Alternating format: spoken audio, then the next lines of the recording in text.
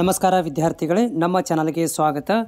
ಈಗಾಗಲೇ ಕರ್ನಾಟಕ ಪರೀಕ್ಷಾ ಪ್ರಾಧಿಕಾರ ವತಿಯಿಂದ PUC ಸೈನ್ಸ್ ಆಗಿರುವಂಥ ವಿದ್ಯಾರ್ಥಿಗಳು ಏನು ಒಂದು KCET ಎಕ್ಸಾಮನ್ನು ಬರೆದಿದ್ದರು, ಇಂಜಿನಿಯರಿಂಗ್ ಮತ್ತು ಮೆಡಿಕಲ್ ಕೋರ್ಸ್ಗಳಿಗೆ ಪ್ರಯತ್ನವನ್ನು ಮಾಡ್ತಾಯಿದ್ರು. ಸೊ ಅಂಥ ವಿದ್ಯಾರ್ಥಿಗಳಿಗೆ ಆಫಿಷಿಯಲ್ ವೆಬ್ಸೈಟಲ್ಲಿ ಬಹಳಷ್ಟು ಅಪ್ಡೇಟ್ಗಳನ್ನು ಮಾಡಲಾಗಿದೆ. ಅದು KCETಯ ಮೊದಲನೇ ಸುತ್ತಿನ ಕೌನ್ಸ್ಲಿಂಗ್ ಪ್ರಕ್ರಿಯೆಗಳನ್ನು ತುಂಬ ಫಾಸ್ಟಾಗಿ ಪ್ರಕ್ರಿಯೆಯನ್ನು ನಡೀತಾ ಇದ್ದು, ಸೊ ಇದಕ್ಕೆ ಸಂಬಂಧಿಸಿದಂತಹ ಎಲ್ಲ ಒಂದು ಅಪ್ಡೇಟ್ಗಳನ್ನು ಈಗಾಗಲೇ ಪರೀಕ್ಷಾ ಪ್ರಾಧಿಕಾರದಲ್ಲಿ ಅಪ್ಡೇಟ್ ಕೂಡ ಮಾಡಲಾಗಿದೆ.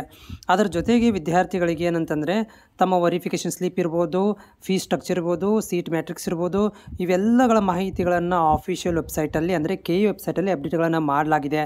ಸೊ ವಿದ್ಯಾರ್ಥಿಗಳು ಇದರ ಒಂದು ಅನುಕೂಲವಂತೂ ಸದುಪಯೋಗ ಪಡೆದುಕೊಳ್ಬೋದು. ಯಾರೆಲ್ಲ ಸೈನ್ಸ್ ಆಗಿ CET ಎಕ್ಸಾಮ್ ಬರೆದಿದ್ದಾರೆ ಅಂತಹ ವಿದ್ಯಾರ್ಥಿಗಳಿಗೆ ಮೊದಲನೇ ಸುತ್ತಿನ ಕೌನ್ಸಿಲಿಂಗ್ ಪ್ರಕ್ರಿಯೆಯು ಆರಂಭವಾಗಿದೆ.